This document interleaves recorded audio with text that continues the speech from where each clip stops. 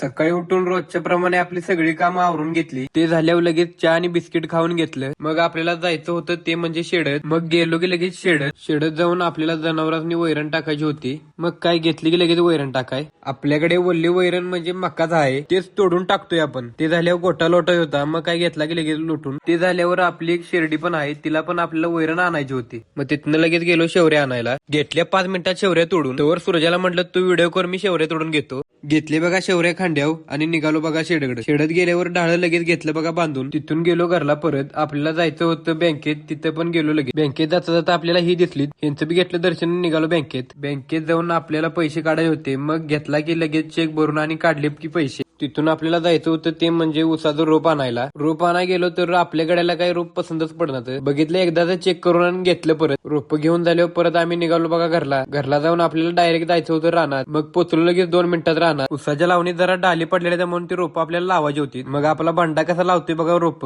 मग झालं एकदाच रोप लावून आणि निघालो बघा परत घरला.